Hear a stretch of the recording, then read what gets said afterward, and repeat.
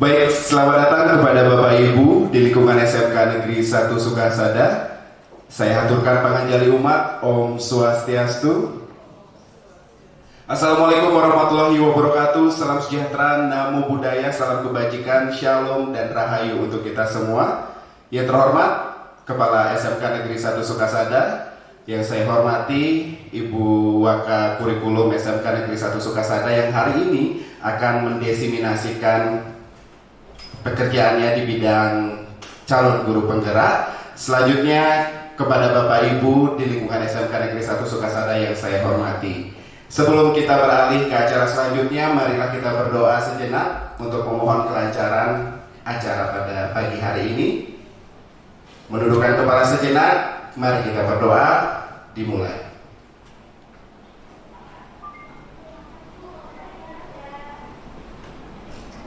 Selesai, terima kasih.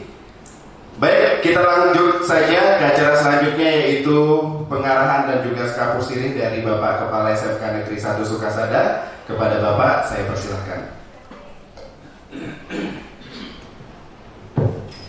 Om Swastiastu. Assalamualaikum warahmatullahi wabarakatuh. Salam sejahtera, salam, namo buddhaya, salam kebajikan rahayu. Yang saya hormati Waka Kurikulum, yang saya hormati Bapak Ibu beserta sosialisasi sebagaimana yang sudah dicanangkan oleh pemerintah sebagai pelaksana guru penggerak. Ini melaksanakan kegiatan BIMTEK selama waktu yang sudah ditentukan oleh pemerintah. Maka dari itu harapan saya kepada teman-teman yang memang menjadi guru penggerak ini adalah menyiapkan diri, karena ini syaratnya cukup berat juga. Melaksanakan kegiatan bimbingan teknis, ada paparan, ada tugas-tugas dan sebagainya. Ini harus memang sudah menyiapkan diri dalam konteks itu. Terkait itu, saya ucapkan selamat Bu Waka Kurikulum untuk bisa menunaikan tugas itu. Jadi apa yang sudah nanti didesiminasikan, dipaparkan untuk program kegiatan ini, besar harapan saya memang untuk bisa dilaksanakan dengan baik. Jadi harapan saya adalah itu, semoga bisa cepat menyelesaikan tugas sehingga tugas-tugas pokok kita di SMK Negeri 1 Sukasada ini supaya bisa dilaksanakan dengan baik. Kira-kira dari saya ini, dan sekali lagi saya menyampaikan selamat kepada Ibu Nyomanilon sebagai peserta untuk guru penggerak yang akan sebentar lagi memaparkan desiminasi calon guru penggerak, sehingga ini betul-betul akan mendapatkan satu momen yang sangat penting buat kita semua. Terima kasih. Saya ini dengan Prabu Santi. Om Santi Om. Ya, beri tepuk tangan Bapak Ibu untuk Bapak Kepala Sekolah. Terima kasih kepada Bapak Kepala Sekolah. Baik, langsung saja kita ke inti acara pada kegiatan hari ini, adalah diseminasi calon guru penggerak. Mudah-mudahan positif bagi kita semua, karena Ibu Waka Kurikulum kita akan menjelaskan tentang betapa pentingnya budaya positif di lingkungan sekolah. Kita langsung saja sambut, ini dia Ibu Nyomanilon. Silakan Ibu. Baik, terima kasih Pak Agus Padme Yase sebagai pembawa acara atas kesempatannya. Yang terhormat Bapak Kepala Sekolah SMK Negeri 1 Sukasada, Bapak Ibu Kepala Program Keahlian, Bapak Ibu Kepala Bengkel, dan Bapak Ibu Ketua MKMP di lingkungan SMK Negeri 1 Sukasada. Nah, di sini saya Bu Nyomanilon merupakan calon guru penggerak angkatan 5 dari SMK Negeri 1 Sukasada, Kabupaten Buleleng, Bali. Nah, saya akan mendesiminasikan mengenai modul 1.4, yaitu budaya positif. Nah, apa sih budaya positif? Bagaimana budaya positif itu di lingkungan sekolah. Sebentar saya akan paparkan Bapak Ibu supaya kita nanti bisa memahami apa yang mungkin kita lakukan kemarin salah, bisa kita perbaharui. Baik Bapak Ibu, rileks saja, mohon izin. Baik Bapak Kepala Sekolah, kalau Bapak Kepala Sekolah ada keperluan bisa meninggalkan tempat. Oke. Kalau misalnya Bapak di sini lebih bagus lagi. Ayo Bapak Ibu, yang pertama di sini Bapak Ibu, budaya positif, ekosistem atau ekosistem positif. Nah, kalau kita lihat filosofis dari Ki Hajar Dewantara bahwa bagaimana guru itu harus menuntun siswanya. Di sini Bapak Ibu, bagaimana Bapak Ibu menuntun siswa Bapak Ibu supaya mendapat pelayanan terbaik dan membawa siswa Bapak Ibu itu ke kebahagiaan yang setinggi-tingginya. Kan itu filosofis dari Ki Hajar Dewantara. Nah, Bapak Ibu, kalau di kurikulum Merdeka sering filosofis yang diginikan di kurikulum Merdeka itu adalah filosofis dari Ki Hajar Dewantara. Nah, kita ambil contoh perbandingannya dengan hidup tumbuh-tumbuhan seorang petani, dalam hakikatnya sama kewajibannya dengan seorang pendidik. Nah, yang menanam padi misalnya hanya dapat menuntut tumbuhnya padi, ia dapat memperbaiki kondisi tanah. Nah, menuntun inilah posisi Bapak Ibu sebagai seorang pendidik. Terus kemudian Bapak Ibu memelihara tanaman padi, memberi pupuk dan air, membasmi ulat-ulat atau jamur-jamur yang mengganggu hidup tanaman padi dan sebagainya. Ini dianalogikan sebagai petani. Bagaimana petani itu menanam, memelihara tanaman, memupuk. Nah, begitu juga kita di sekolah. Bagaimana kita menuntun siswa kita supaya siswa kita mendapat keselamatan dan kebahagiaan yang setinggi-tingginya.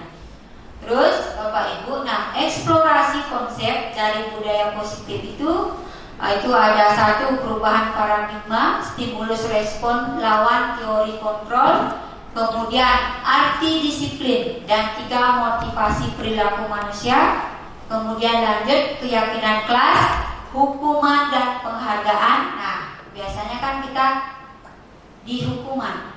Terus di sini ada keyakinan kelas dan ada penghargaan. Nah, tapi terkadang juga Bapak Ibu kan melaksanakan memberikan penghargaan. Nah, terus sudah itu kebutuhan dasar manusia, posisi kontrol, segitiga restitusi. Nah, yang ini setelah saya masuk CGP baru tahu apa itu segitiga restitusi, apa itu posisi kontrol. Nanti secara lanjut saya akan jelaskan Bapak Ibu. Ini adalah hal baru. Ini hal baru bagi kita. Kemarin juga saya sudah berkomunikasi dengan guru BK untuk penyelesaian masalah yang terbaik itu adalah menggunakan segitiga restitusi itu. Nah, ini yang tahu ini adalah BK kalau dulu ya, Bu Agustin ya. Nah, kalau kita awam Bapak Ibu, saya juga awam. Ketika saya mendapatkan pelatihan CGP, saya baru paham apa sih segitiga restitusi, apa sih posisi kontrol. Nah, nanti Bapak Ibu secara lanjut saya akan jelaskan pelan-pelan apa maksud segitiga restitusi, apa posisi kontrol, nanti Bapak Ibu sebagai guru. Nah, posisi kontrol Bapak Ibu sebagai guru, posisi kontrol Bapak Ibu sebagai kepala sekolah. Nah, terus, di sini ada perubahan paradigma. Ada kasus A dan B. Nah, silakan Bapak Ibu baca. Di situ kasusnya mengepalkan tangan. Jika ini sobeklah secari kertas kecil. Bu Agustin, tolong kasih kertas Bapak Ibu gurunya. Sobeklah secari kertas kecil, tuliskan benda atau sesuatu yang sangat berharga untuk Anda. Letakkan di salah satu tangan Anda dan genggam benda atau sesuatu tersebut dengan segala daya. Buatlah sebuah kepalan. Nah, terus dari itu teman B akan mencoba dengan sekuat tenaga dengan berbagai cara untuk meminta Anda memberikan benda tersebut. Nah, silakan coba Bapak Ibu praktekkan. Apakah Bapak Ibu membuka kepalan itu? Apakah tidak? Walaupun misalnya Bapak Ibu sekuat tenaga dirayu, diancam, dihardik, dimarahi, apakah Bapak Ibu membuat kepalan itu? Silakan Bapak Ibu. Tasya, buat mesin. Ayo, ini Bapak Ibu tampil sini. Ayo. Aku punya emas ya. Ini dalam dong pengertiannya nih. Sederhana permainannya ini, tapi dalam pemahamannya Bapak Ibu. Silakan Bapak Ibu. Misalnya nih kertas. Ini aku punya emas ya. Terus dikepal. Nah, terus misalnya Pak Adil, nah disuruh membuka sama Bu Sriwati, walaupun Pak Adil dengan dirayu di apa, Pak Adil membuka apa tidak? Nih, ini, yuk, siapa yang bisa menjawab membuka siapa? Enggak Bu. Nah, kenapa Bulan? Kenapa? Ini berharga buat saya, jadi mati-matian saya perjuangkan Bu. Ya. Untuk saya genggam terus. Apa jawabannya? Ya, silakan. Nah, kenapa tidak dibuka Bulan? Ini kan barang berharga buat saya. Saya mendapatkan dengan susah payah. Makanya kalau ada orang meminta, bahkan merayu dengan segala apa, kalau saya akan saya pertahankan Bu. Nggak mau. Ya, akan saya berikan. Oke. Ada lagi yang itu tadi Bulan tidak mau membuka tangannya. Siapa yang menjawab membuka? Ada yang mau menjawab buka? Bu Endah, silakan Bu Endah. Bu bilang walaupun ini berharga barangnya, tapi saya ingin berbagi dengan teman saya.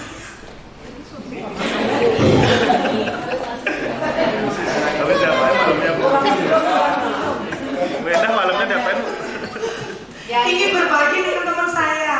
Jadi kalau ini berharga buat saya ingin juga membagikan buat teman-teman saya, walaupun dengan sedih hati. Ya, jawabannya Bu Endah berbagi dengan temannya. Karena berbagi kalau itu bermanfaat. Itu. Kalau bulan tidak mau berbagi akan diperjuangkan sekuat tenaga. Nah. Ayo Bapak Ibu, ada lagi yang punya pendapat? Nah. Jawabannya ada di diri Bapak Ibu. Yang mengontrol itu adalah Bapak Ibu sendiri. Makanya posisi kontrol.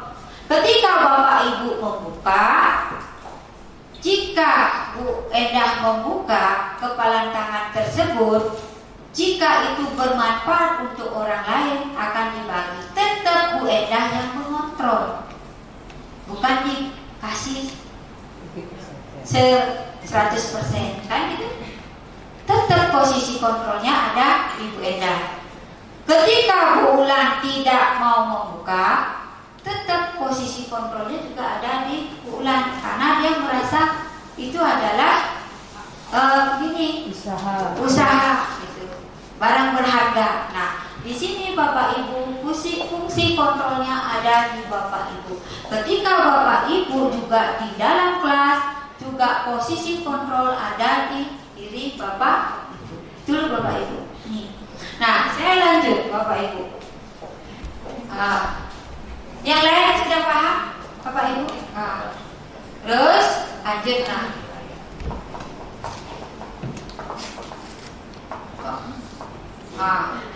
Nah, perubahan paradigma teori kontrol atau ilusi kontrol. Nah, kita nih kita sebagai guru ya menganggap bahwa guru itu mengontrol murid. Terus ilusi yang kedua bahwa dengan kritik dan membuat orang merasa bersalah dapat menguatkan karakter. Selama ini kita memberikan kritik terhadap murid, memberikan kata-kata terhadap murid, jangan Bapak Ibu itu bisa menguatkan karakter. Terus dari itu ilusi bahwa semua penguatan positif, efektif dan bermanfaat. Kemudian ilusi bahwa orang dewasa memiliki hak untuk memaksa. Nah, contoh ya, Pak Ritane datang siswanya langsung push up, datang terlambat PH. Di sini posisinya kita bukan sebagai pengontrol, tetapi sebagai penghukum. Nah, Bapak Ibu tidak memberikan kesadaran kepada siswa bahwa itu kesalahan, menyadari kesalahannya, tetapi Bapak Ibu langsung menghukum. Itu adalah apalagi itu hukuman fisik dan lain sebagainya. Nah, disinilah kita dituntut bahwa seperti itu membuat orang merasa bersalah dan menguatkan karakter. Belum tentu siswa kita diberikan hukuman dan lain sebagainya, belum tentu menguatkan karakter. Bisa-bisa dendam dengan siswa. Itu loh Bapak Ibu. Nah, Bapak Ibu, di budaya positif ini bagaimana menyadarkan siswa untuk menyadari kesalahannya, bukan menghukum. Itu Bapak Ibu. Terus Bapak Ibu, saya lanjut. Nah, perubahan paradigma stimulus respon teori kontrol. Nah, bisakah kita mengontrol seseorang? Nah, di sini stimulus responnya kita mencoba mengubah orang agar berpandangan sama dengan kita. Nah, teori kontrolnya kita berusaha memahami pandangan orang lain tentang dunia. Tuh. Jadi Bapak Ibu silakan baca tuh, yang ada di slide. Nah, Bapak Ibu, terus sudah itu. Nah, di sini perilaku buruk dilihat sebagai suatu kesalahan. Nah, teori kontrolnya semua perilaku memiliki tujuan. Kadang kita ngejak, oh murid ini begini, langsung dah. Nah, ingat Bapak Ibu sebagai kontrol itu teorinya seperti ini. Semua perilaku memiliki tujuan. Ingatkan kalau kita ke siswa itu seperti ini. Terus sudah itu orang lain bisa mengontrol saya. Hanya Anda yang bisa mengontrol diri Anda. Terus saya bisa mengontrol orang lain, Anda tidak bisa mengontrol orang lain. Kemudian pemaksaan ada pada saat rujukan gagal, kolaborasi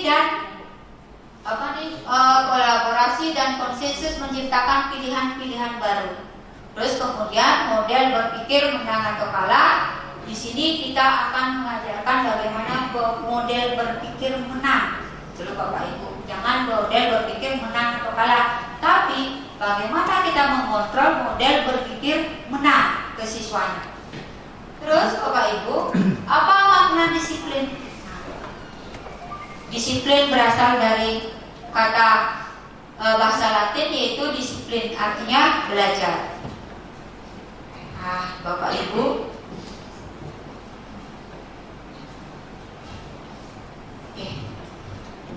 nah di sini digarisbawahi Bapak Ibu. Namun dalam budaya kita, kata disiplin telah berubah menjadi sesuatu yang dilakukan seseorang pada orang lain. Kemudian untuk mendapatkan kepatuhan. Nah, biasanya kalau sudah disiplin, muridnya patuh sama kita. Terus sudah gitu, kecenderungan umum adalah menghubungkan kata disiplin dengan ketidaknyamanan. Memang di hadapan kita, murid kita bisa patuh, tapi coba kita gini, nyamankan dia. Gitu. Terus sudah gitu, Bapak Ibu, bukan dengan apa yang kita hargai atau pencapaian suatu tujuan mulia. Nah, Bapak Ibu, kalau selama ini kalau disiplin muridnya patuh, gitu. Tapi bagaimana perasaan siswa itu? Nyaman nggak? Terus Bapak Ibu, nah nih kata kata bijak itu. Sebagai pendidik, tujuan kita adalah menciptakan anak-anak yang memiliki disiplin diri, sehingga mereka bisa berperilaku dengan mengacu pada nilai-nilai kebajikan universal dan memiliki motivasi intrinsik bukan ekstrinsik. Nah, terus dari itu nilai-nilai kebajikan. Nah, ini Bapak Ibu nilai-nilai kebajikannya. Nah, terus nilai kebajikan profil pelajar Pancasila. Nah, kita tahu Kak, kalau dulu ada nilai-nilai kebajikan enggak? Nah, saya nanya sama Bulan dari awal jadi guru ada nilai kebajikan enggak? Kalau kita ada sebenarnya, cuma belum muncul terbuka. Ya, itu. Nah, kalau sekarang Bapak Ibu, ini Bapak Ibu harus bisa paham apa sih nilai-nilai kebajikan. Nah, ada peduli, rajin, integritas, rasa hormat, nih nilai-nilai kebajikan. Nah, nilai kebajikan profil pelajar Pancasila itu ada 6. Bapak Ibu sudah tahu, saya nggak perlu. Ada yang bisa menyebutkan? Nah, yuk. Silakan apa? Pertama, berkebinekaan. Kedua, gotong royong. Ketiga, kreatif. Keempat, mandiri. Kelima, bernalar kritis. Terakhir, itu Bapak Ibu ya. Nilai-nilai kebajikan adalah sifat positif manusia yang merupakan tujuan mulia yang ingin dicapai setiap individu. Nilai-nilai tersebut bersifat universal dan lintas bahasa, suku, bangsa, agama maupun latar belakang. Nah, inilah Bapak Ibu yang Bapak Ibu harus pahami ketika Bapak Ibu berhadapan dengan siswa. Ini nilai-nilai kebajikan ini.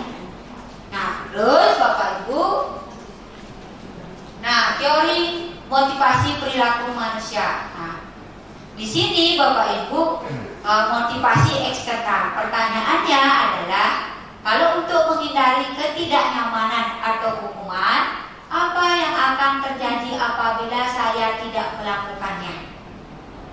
Terus kedua, untuk mendapatkan imbalan dari orang lain atau institusi, itu apa yang akan saya dapatkan apabila saya melakukannya? Kemudian terus dari itu adalah motivasi internal, tujuan disiplin positif untuk menghargai diri sendiri, menjadi insan maaf ya, kacamata saya agak belum. Insan sesuai harapan kita. Saya akan menjadi orang yang seperti apa bila saya melakukannya. Bisakah Bapak Ibu kasih contoh? Ya. Ada motif yang pertama dulu, motivasi perilaku manusia. Yuk silakan Pak Agung. Nah, untuk menghindari ketidaknyamanan atau hukuman, apa yang akan terjadi apabila saya tidak melakukannya? Itu kan motivasi eksternal. Bisakah Bapak Ibu memberikan contoh? Ya, silakan Bu Jayan. Baik, terima kasih. Saya akan mencoba untuk menyampaikan contoh untuk menghindari ketidaknyamanan atau hukuman terkait dengan motivasi eksternal. Jadi apa yang akan terjadi apabila saya tidak melakukannya? Salah satu contohnya misalnya tentang absen wajah ibu. Ya, jadi kita akan merasa tidak nyaman jika saya tidak melakukan absen wajah. Kenapa tidak nyaman? Karena otomatis langsung bisa terdeteksi oleh atasan kita. Ya, jadi itu walaupun atasan tidak mengatakan hukuman, tapi rasa tidak nyaman itu datang dari diri sendiri yang merupakan juga motivasi eksternal terkait dengan tindakan yang berikutnya. Terima kasih. Ya, benar Bapak Ibu. Itu kalau dari contoh kita sebagai guru.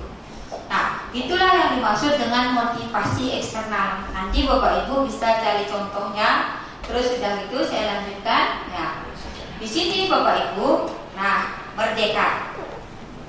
Merdeka menurut Ki Hajar Dewantara, merdeka itu artinya tidak hanya terlepas dari perintah, akan tetapi juga cakap buat memerintah diri sendiri.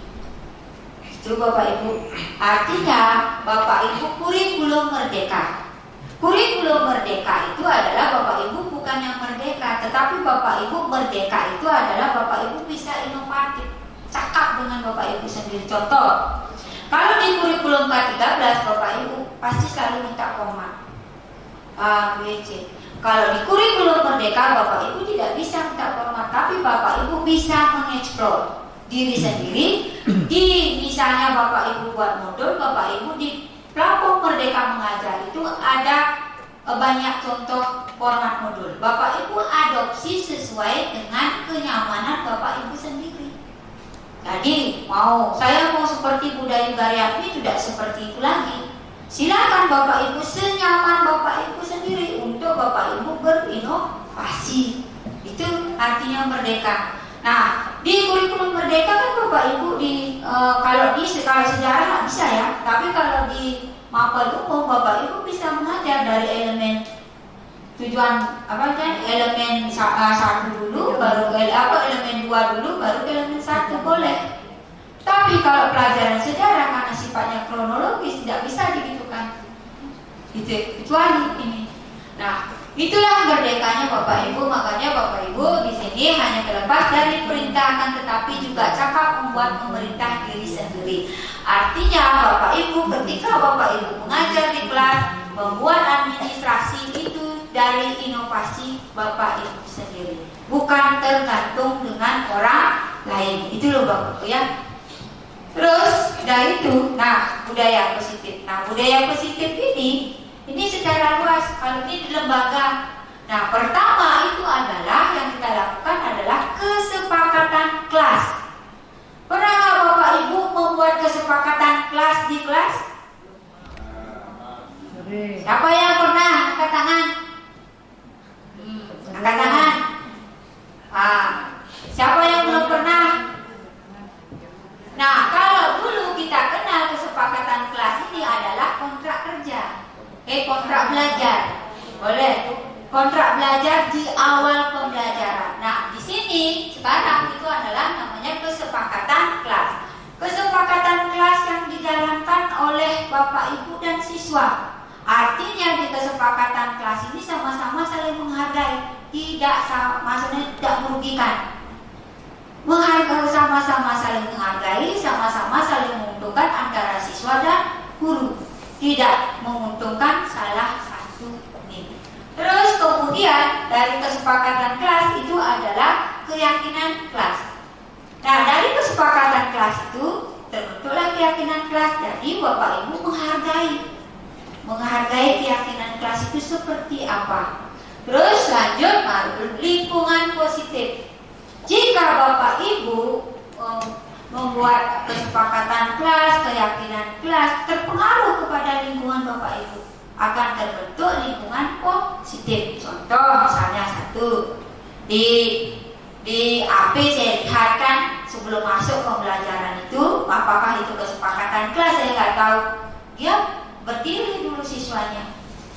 Itu pembagian job sheet kan seperti itu. Nah, itulah yang membawa nanti ke budaya positif sekolah. Nah, kalau di SMK, khususnya di SMK itu kita mengenal budaya kerja. Nah, itu disebut salah satu budaya positif. Nah, kalau misalnya di AP pembelajarannya sebelum mulai pembelajaran siswanya di briefing dulu, di briefing pembagian job sheet. Kalau di Pak Sarohim sama juga, sebelum pembelajaran Pak Sarohim itu di briefing dulu siswanya pembagian job sheet baru belajar. Nah, bagaimana di pembelajaran umum? Pembelajaran umum Bapak Ibu kan biasa kalau misalnya sebelum memulai pembelajaran kan ada apa istilahnya literasi apa sesuai itu budaya Bapak Ibu. Nah, kalau di kita di SMK budaya kerja. Nah, kalau di mapel umum biasanya Pak Ritani seperti apa sebelum mulai pembelajaran? Untuk kami di PJOK yang pertama adalah kesepakatan dalam satu kelas minimal dia harus masuk di tempat belajar itu di lapangan seperti itu. Itu tentang absensi. Udah itu yang selanjutnya di waktu kami memberikan materi awal saya harapkan semuanya diam sebab saya menghargai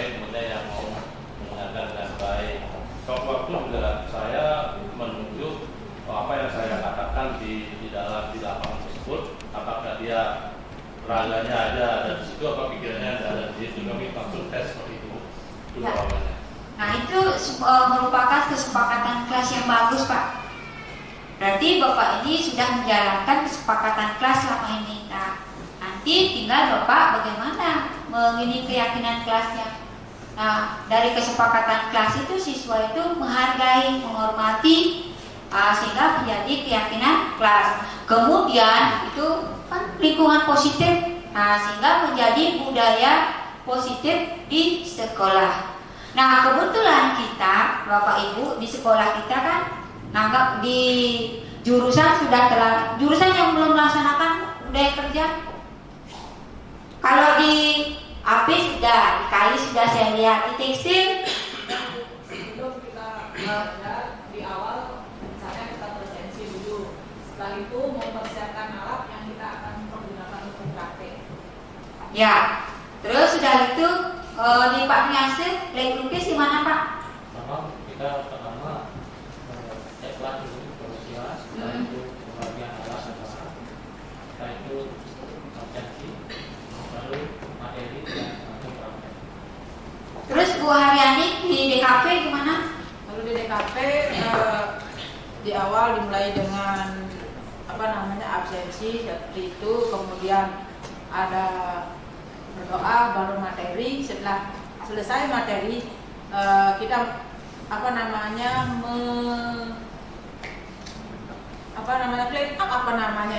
merapikan semua alat kerja kita, pembersihan secara keseluruhan, berdoa sebelum pulang. Lah itu selesai. Nah, kalau di kejuruan saya minta Bapak Ibu adopsi budaya kerja Dudika Bapak Ibu yang paling bagus. Itu kalau di kejuruan. Bapak Ibu misalnya di DKP mengadopsi budaya kerjanya Jakarta Solusindo, silakan diadopsi budaya kerjanya dibawa ke sini. Nah, buatlah jurusan Bapak Ibu seperti industri. Karena ini kan tuntutan dari kurikulum Merdeka. Bagaimana kita melaksanakan budaya kerja yang ada di Dudika Bapak Ibu yang paling bagus. Nah, contoh Bu Jakarta Solusindo, kalau di perhotelan apa? Delovina, Dewan Legian. Terus kalau di Budayu, Tari, Sanggar dan Masan. Itu diadopsi ke sini Bapak Ibu, diterapkan di sini. Jadi Bapak Ibu ketika anak-anak atau siswa kita nanti magang tidak bingung. Dia sudah paham, oh ternyata begini budaya kerja di sini seperti ini, karena sudah terbiasa melakukan. Nah, kalau yang di Mapel Ungu itu seperti Pak ditanya, ada misalnya sebelum hadir gimana itu. Kalau yang di Bu Rini gimana? Sama seperti itu. Sama. Kalau di Mapel Ungu rata-rata sama dengan Pak Ditanya. Ya. Terus Bapak Ibu, saya lanjutkan. Nah, keyakinan kelas, hukuman dan penghargaan. Silakan Bapak Ibu. Siapa yang bisa? Apa itu keyakinan kelas? Apa itu hukuman? Apa itu penghargaan? Kalau hukuman, penghargaan, rasanya kita sudah terbiasa. Tetapi kalau keyakinan kelas, kita baru mendengar. Saya juga baru ketika CGP ini baru tahu itu keyakinan kelas. Kalau makanya saya kemarin setelah saya mempelajari modul ini, saya langsung berkonsultasi dengan BK. Apa sih keyakinan kelas? Apa sih segitiga restitusi, posisi kontrol? Karena selama ini hanya di BK. Jadi Bapak Ibu ini kita harus paham sebagai guru apa sih itu keyakinan kelas, hukuman dan penghargaan. Yuk silakan Pak Gusti. Nah silakan Pak Gusti. Ini guru PPKN nih, pasti tahu. Apalagi pembina OSIS. Baik, terima kasih.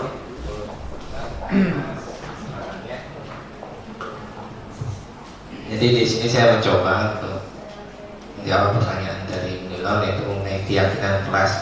Nah, menurut saya keyakinan kelas itu bagaimana siswa dan guru di kelas itu bahwa yakin dalam proses pembelajaran itu akan mendapatkan sesuatu yang bermakna. Nah, kemudian untuk hukuman ini Kalau saya sebenarnya tidak pernah memberikan reward. Kalau dulu kita kenal dengan istilah reward and punishment.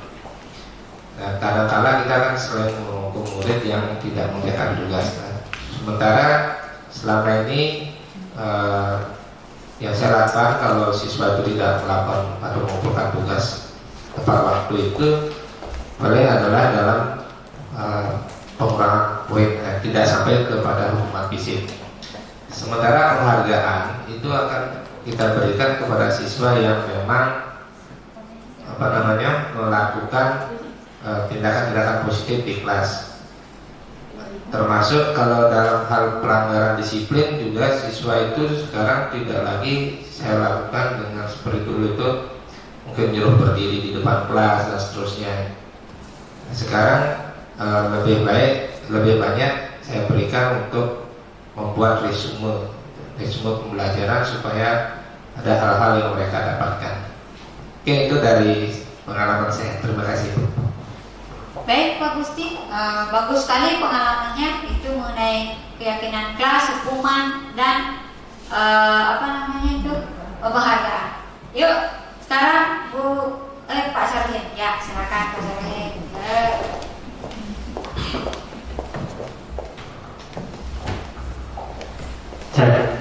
Terima kasih. Ini mungkin mengarah ke studi kasusnya. Kebetulan ada di Kayu satu anak setiap minggu, setiap pekan itu 1 hari nggak masuk. Pertama saya tanya, kenapa kamu nggak masuk? Dia tidur. Pak, saya kerja sebagai pengayah. Kita nasihati, habis itu minggu depannya lagi dia langsung menghadap, Pak, saya minta izin, saya mau kerja, saya jadi pengayah. Nah, ternyata hasil pengayah dalam 1 hari itu untuk bekal 1 minggu. Nah, saya ingin minta masukan teman-teman, bagaimana posisi saya ya sebagai guru bengkel, saya berikan atau tidak gitu. Karena apa? Saya menghargai dia kerja keras dan kejujurannya ada gitu. Ya, maka saya harus menghargai itu. Cuma kalau terus-terusan setiap minggu dia, tiap pekan dia 1 hari dia nggak hadir, itu juga bermasalah juga gitu.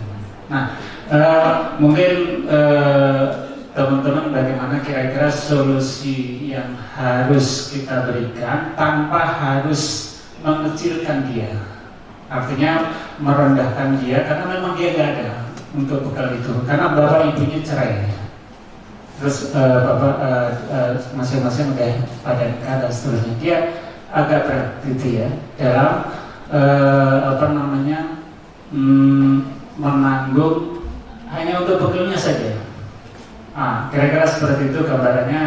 Mohon bantuan teman-teman untuk bagaimana solusinya yang kaitannya dengan materi ini, yaitu keyakinan kelas. Di sana kalau harus dihukum juga ada aspek yang harus dihukum, gitu ya.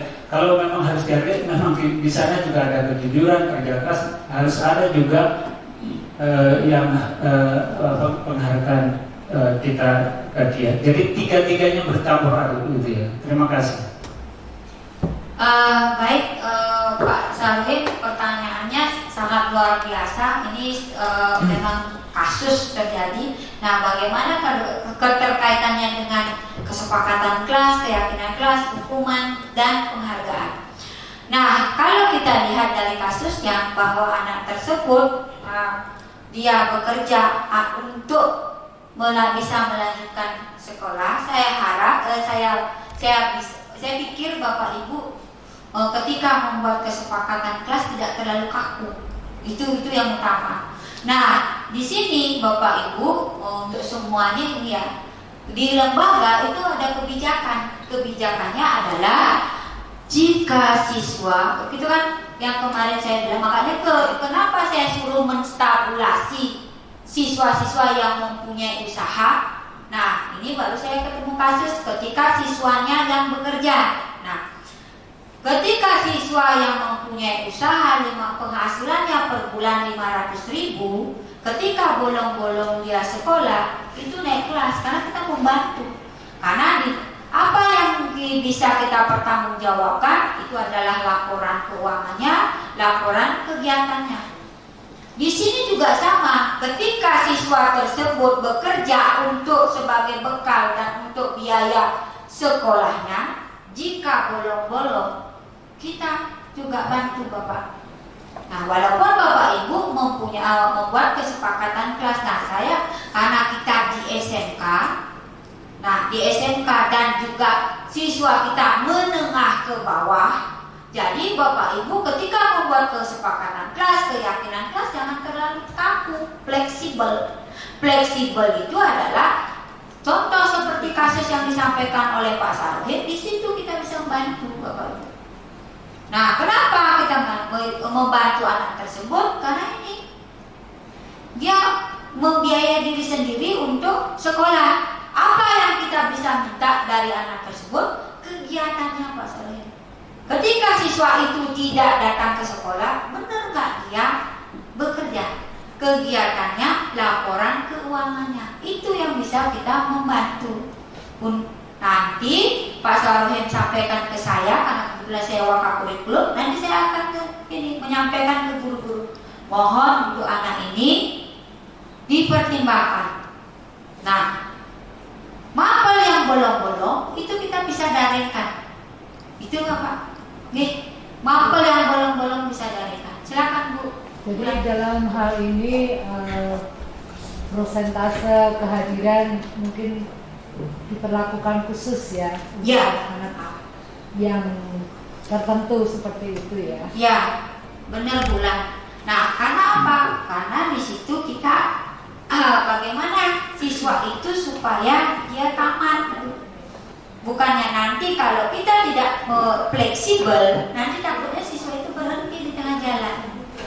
Nah, latar belakangnya siswa itu adalah kurang mampu, itu masalahnya. Ini kita khusus tanda petik bagi siswa yang tidak mampu, yang benar-benar bekerja. Tentu BK akan turun mengecek apa kebenarannya, apakah benar siswa itu bekerja untuk biaya sekolahnya, apakah dia main-main. BK mengecek, guru kewirausahaan mengecek keuangannya, mengecek kehadirannya. Bila perlu BK dan guru kewirausahaan turun ke lapangan, ke tempat kerjanya, benar nggak siswa saya bekerja gitu. Kalau sudah benar kita harus bantu.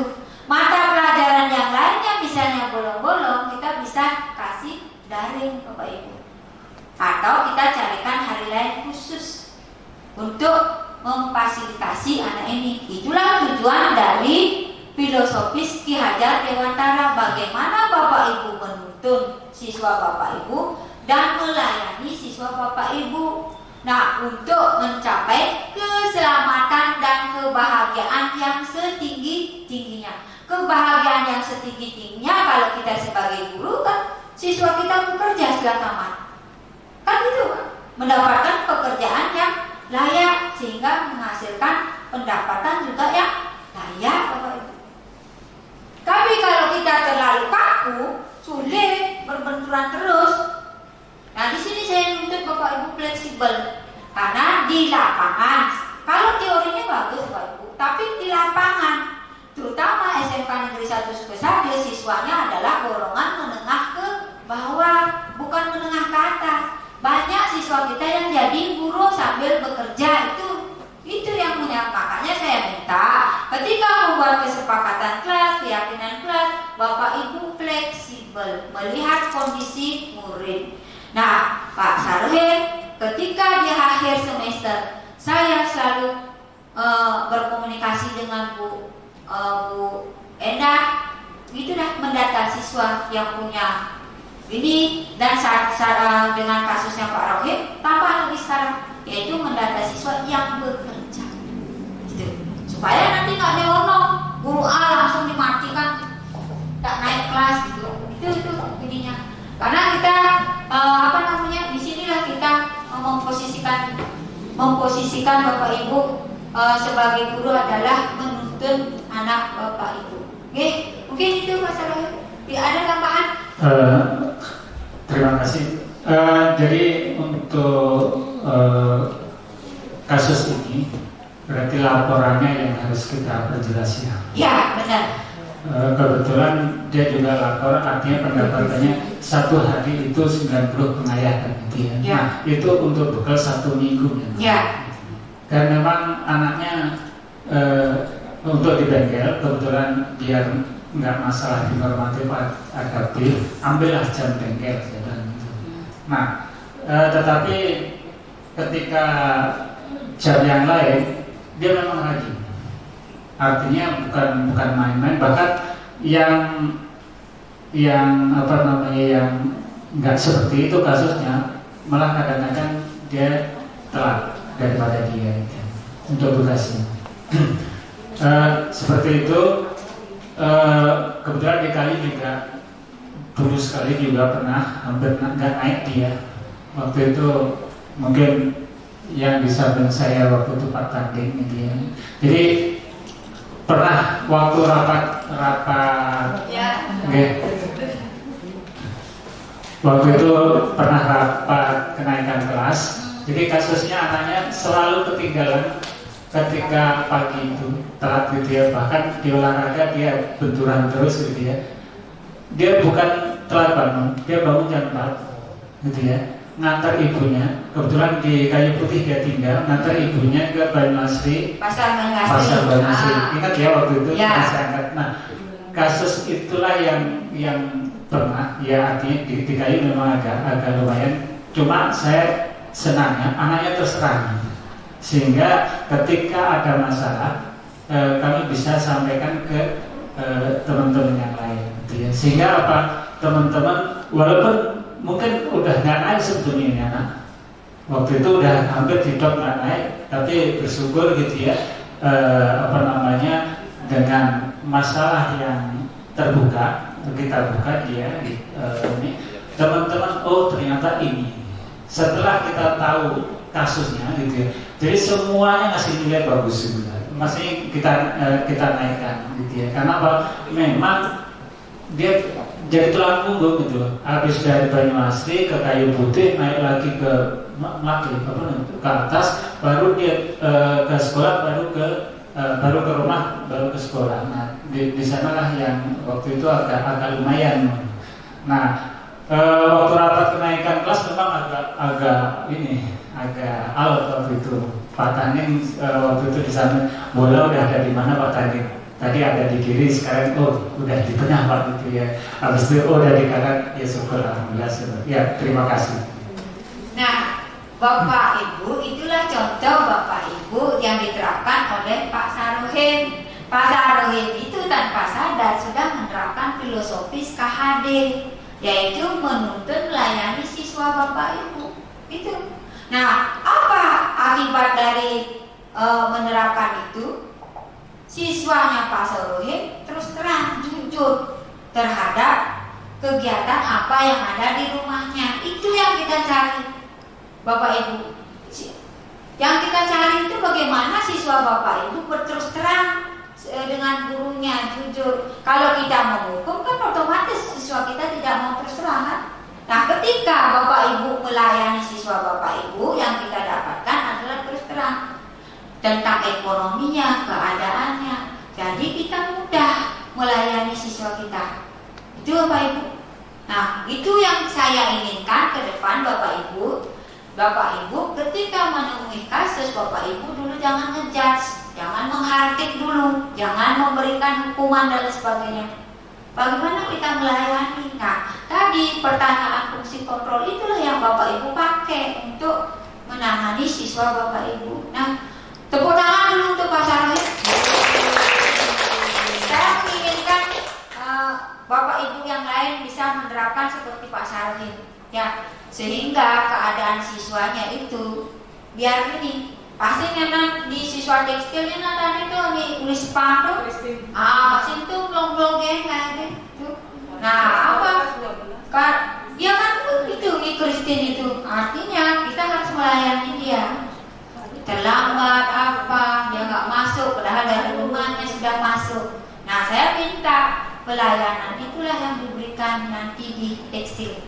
Ya, Bu Yuliani. Tapi rasanya sekarang sudah tidak kayak kemarin. Kalau kemarin kan sering nggak masuk. Sekarang sudah rajin gitu. Itu magang. Nah ini di rajin sekarang magangnya Bu. Nah itu salah satu siswa kita. Tetangganya Pak Gusti dan Pak Putri. Pak Gusti sudah dapat pulang ke rumahnya Pak. Sudah.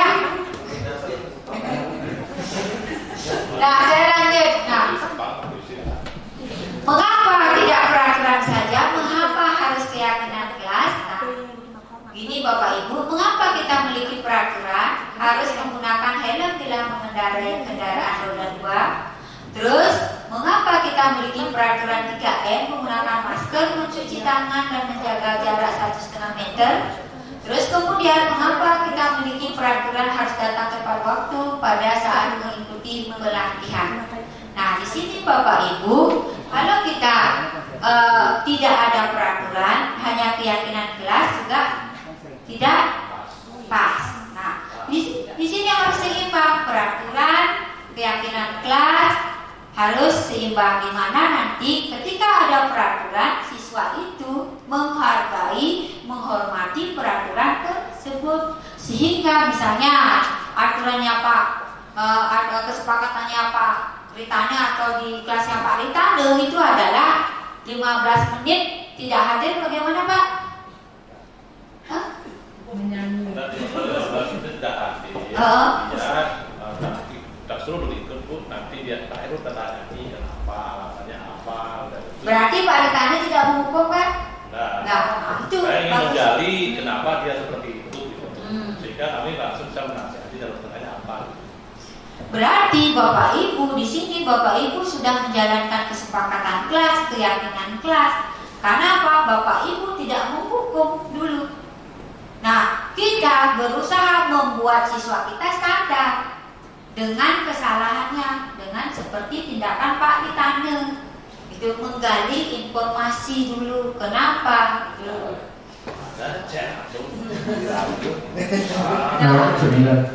Ya, silakan.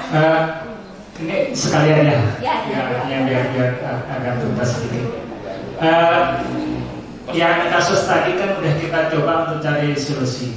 Nah, bisa jadi anak sekali nggak masuk dalam 1 pekan. Nah, kaitannya dengan kesepakatan kelas gitu. Apa anak-anak yang lain bagaimana orang dia juga nggak ngiri gitu.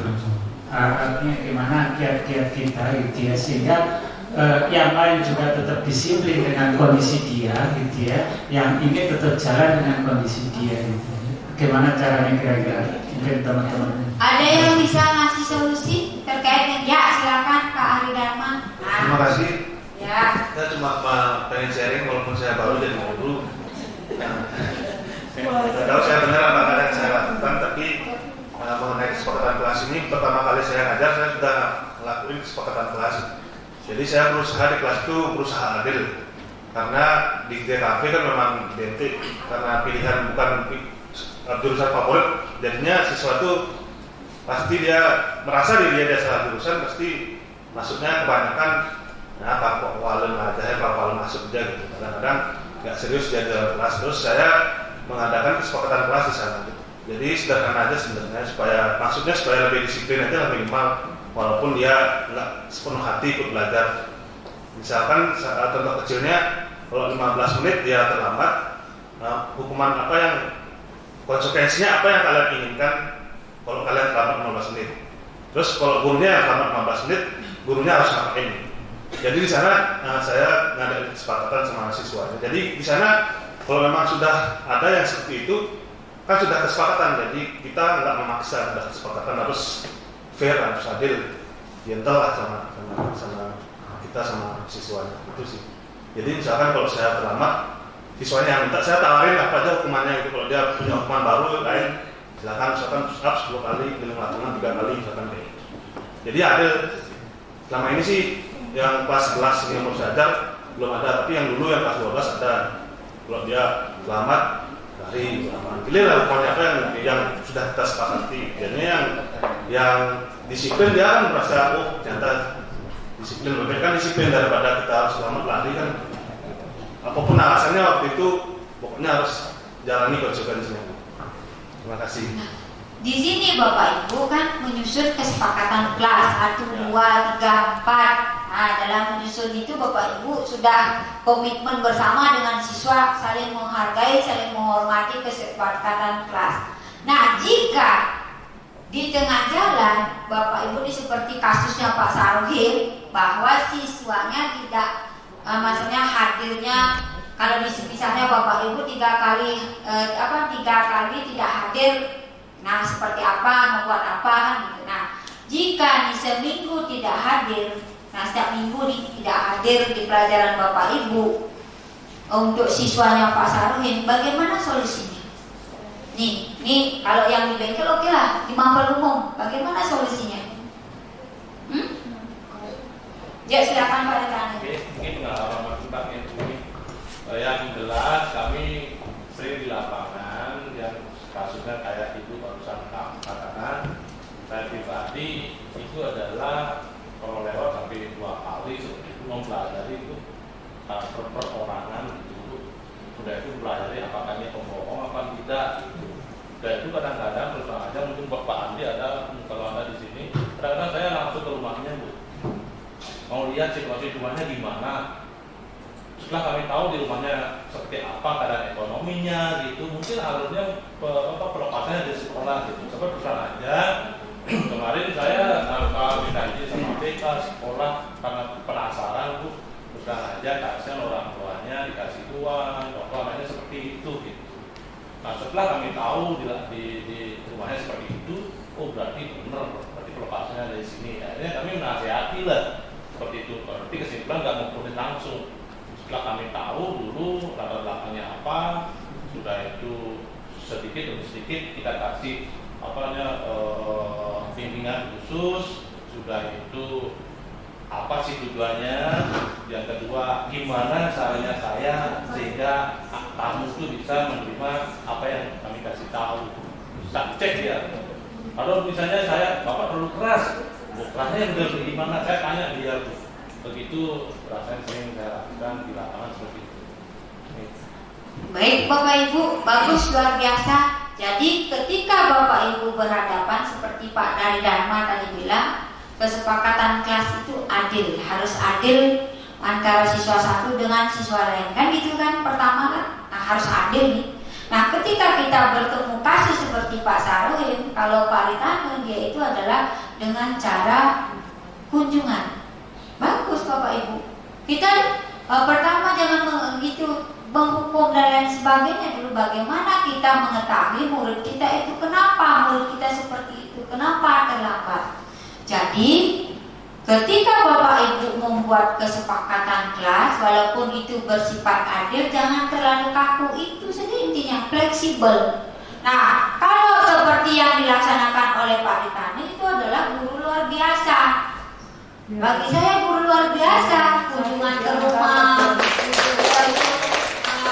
menyelami muridnya seperti apa, gitu loh Bapak Ibu. Nah, itu yang diharapkan di sini Bapak Ibu.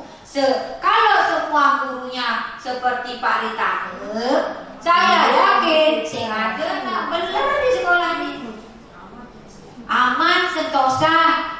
Itu yang gini Bapak Ibu, ingat ya mencontoh Pak Ritano. Karena Pak Ritano itu ketika berhadapan dengan kasus muridnya nggak masuk, dia tidak kalau misalnya melapor wali kelas dulu gini, langsung guru mata pelajaran menyelami, turun terjun langsung ke lapangan.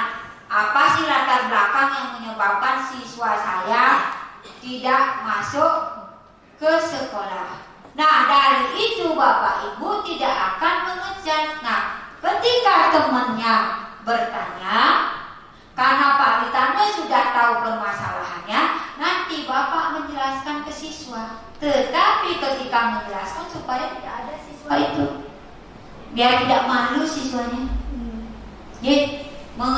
menceritakan keadaannya supaya siswa itu juga menghargai temannya. Jadi tidak menuntut. Karena di sini siswa tersebut memiliki kekurangan dalam hal ini. Nah, kalau yang lain kan punya kelebihan. Nah, ada bekalnya, ada transportnya. Kalau siswa ini kan karena tidak ada bekal makanya nggak masuk bekerja. bekerja, tidak punya transport, makanya dia bekerja untuk dia bekal sekolah dan transport ke sekolah. Seperti itu Mas Rohim. Oke. Untuk Bapak Ibu di mapel umum, buat kesepakatan yang bisa jangan sampai merugikan siswa. Itu dulu. Nah, terutama kita berhadapan siswa yang tidak mampu, siswa yang ini menengah, dari menengah ke bawah, gitu loh Bapak Ibu. Kalau siswa yang mampu kan masalah. Oke. Nah, oke Bapak Ibu, oke, silakan. Saya ada hari dia, padahal saya sebenarnya tak kasih tahu, bukan saya harus ditakti. Karena kami di lapangan itu aman, saya berdiri gitu aja. Dipakai gini. Karena kalau Bapak siswanya ini, kalau kan ada dua kemungkinan itu. Bapak ditakuti, apa tidak senang dengan Bapak, kan itu dua kemungkinan. Makanya Bapak Ibu jangan jadi guru yang didoakan oleh siswa. Ini mudah-mudahan tarikannya saya masuk hari ini. Bukan itu yang dicari. Bagaimana Bapak Ibu menjadi guru yang ditunggu oleh siswa. Artinya, saya misalnya Budaya Garyatmi, mudahan masuk ibunya. Begitu Bapak Ibu. Kalau Bapak Ibu misalnya jadi guru yang tidak mau ditunggu oleh siswa, tanda kutip Bapak Ibu tuh, berarti Bapak Ibu sering melakukan rasa bersalah, membuat rasa bersalah kepada siswa. Bapak Ibu menghardik siswa dan lain sebagainya, memberikan hukuman kepada siswa seperti itu. Karena siswa tidak mau ketemu Bapak Ibu. Jika Bapak Ibu ditunggu oleh siswa, berarti selama ini siswa itu nyaman kepada Bapak Ibu sendiri. Janganlah jadi guru yang didoakan oleh siswa. Jadi guru yang didoakan supaya hari ini hadir. Itu loh Bapak Ibu. Nih, berubah mindsetnya. Nah, nanti akan saya jelaskan di mana posisi kontrol Bapak Ibu. Saya lanjut. Nah, contoh keyakinan kelas. Nah, tuliskan jawaban Anda pada kolom kosong yang disediakan. Kembalikan barang ke tempatnya. Itu merupakan tanggung jawab, bertanggung jawab. Dilarang mengganggu orang lain, itu saling menghormati. Nah, hadir di sekolah 15 menit sebelum pembelajaran dimulai, menghormati orang lain atau komitmen nih yang diginikan oleh Pak Ritane nih. Oh, Bapak sudah membuat keyakinan kelas, tapi Bapak tidak sadar. Nah, sekarang baru tahu sama Pak Ritane, saya juga baru tahu. Oh, ternyata ini komitmen ini termasuk dengan keyakinan kelas. Kita Bapak Ibu sudah melaksanakan, Pak Adi boleh mencokol jadi guru Benawang, cuma belum tahu namanya gitu. Bapak Ibu. Terus dilarang melakukan kekerasan keamanan, saling menghormati, bergantian atau menunggu giliran, menghormati orang lain, berempati, gunakan masker, kesehatan, berjalan di kelas dan koridor keselamatan. Ini salah satu contoh keyakinan kelas Bapak Ibu. Oke, kita sudah tahu, sudah melaksanakan, tapi kita belum tahu apa yang dimaksud keyakinan kelas. Terus, contoh keyakinan. Nah, Bapak Ibu, ini keyakinan kelas 5, ini keyakinan kelas 1. Nah, di sini selalu bersikap positif, senantiasa menjadi diri terbaik, percaya dan menghormati orang lain serta barang miliknya, berkomitmen terhadap setiap tugas, senantiasa membantu. Kalau keyakinan kelas 5 ini saya mengambil contoh. Terus dari itu, kalau keyakinan kelas 1, setiap anggota kelas perlu belajar, setiap anggota kelas perlu senang, setiap anggota kelas perlu melakukan tugas, setiap anggota kelas perlu saling menghargai, setiap anggota kelas perlu merasa aman. Jadi Bapak Ibu, dari contoh keyakinan kelas 5, kelas 1 berbeda kan? Nah, di situ Bapak Ibu buat keyakinan kelas yang seperti apa? Apakah modelnya seperti kelas 1? Boleh. Modelnya seperti kelas 5? Boleh. Dan Bapak Ibu nanti dengan contoh Bapak Ibu silakan. Yang penting anak bapak ibu ini, apa contohnya misalnya setiap anggota kelas perlu merasa aman, kan yang penting itu. Jangan sampai di kelas itu ada kontok-kontokan dan saling tidak ngomong antara siswa satu dengan siswa yang lain, kan gitu Bapak. Terus, nah nih contoh kesepakatan kelas, kasih betul. Nah, kalau guru bahasa Indonesia sudah, makanya kenapa saya pakai contoh guru bahasa Indonesia, karena ini dia sudah membuat kesepakatan kelas dan keyakinan kelas. Siapa sih itu? Kesepakatan kelasnya seperti apa? Nanti Bapak Ibu silakan tanya gimana sih kepada kesepakatan kelas di bahasa Indonesia. Bisa Ibu jadikan contoh. Oh, udah jelas nih gurunya tuh berdiri. Oke. Nah, ketika Bapak Ibu membuat kesepakatan kelas, Bapak Ibu harus ini siswa guru ini sepakat. Jangan Bapak Ibu mendominasi. Wih harus gini. Enggak, nanti siswanya tertekan nanti menjalani itu. Kita juga harus bertanya siswa kita, benar nggak dia menjalani itu dengan rasa senang, jangan sampai sakit hati nanti menjalani itu Bapak Ibu. Nanti Bapak Ibu untuk kesepakatan kelas bisa dan keyakinan kelas bisa minta contoh kepada Pak Agung Suparmiasa ya, contoh ini.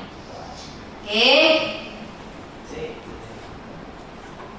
Nah, apa perbedaan hukuman konsekuensi dan restitusi? Nah, nih. Ayo silakan Bapak Ibu, apa perbedaan hukuman konsekuensi dan restitusi? Yuk, nih. Nah, saya ternyata kalau kita belajar restitusi ini bagus Bapak Ibu, apalagi kita kalau misalnya ada kasus itu bagus. Menyelesaikan masalah dengan segitiga restitusi. Nah, kalau saya baru dapat nih, kalau BK katanya udah lama. Coba Bapak Ibu. Yuk silakan. Yuk Miss Rini. Atau Bapak Ibu, Pak Agung Suparno, biasanya nih orang pintar nih. Konsekuensi, hukuman, restitusi. Nah, kita kan berpikir hukuman konsekuensi sama aja. Oh, ternyata beda. Ya silakan Miss.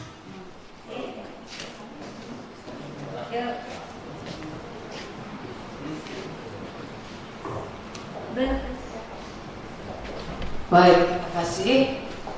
Untuk hukuman itu adalah akibat dari kelalaian yang dilakukan. Kalau konsekuensi itu artinya bahwa itu adalah efek-efek yang dapat diganjar atau diberikan kepada peserta didik. Kemudian restitusi itu seperti, kalau ini pendapat saya aja ya, karena saya belum literasi, ini sepertinya ada semacam kebijakan di mana ada pemahaman terhadap alasan mengapa mereka melakukan atau lalai dalam hal kedisiplinan. Terima kasih. Terima kasih Bu Rini. Nah sekarang Bu Agustin gimana? Yuk, ini kan dalangnya restitusi, konsekuensi, hukuman. Ayo Bu Agustin, bisa bantu? Kalau ini materi ini sebenarnya kalau di BK dia sudah tiap hari. Nah, di budaya positif Bapak Ibu harus bisa menjalankan ini. Oke, silakan Bu Agustin. Tepuk tangan dulu untuk Bu Rini. Hari ini Bu Rini cantik sekali. Baik, terima kasih Bu Nilon atas kesempatannya untuk perbedaan hukuman, konsekuensi dan restitusi. Untuk kami di BK itu, kalau hukuman merupakan segala bentuk fisik jika siswa itu membuat kesalahan, kita memberikan hukuman dalam bentuk fisik yang menyakitkan terhadap siswa.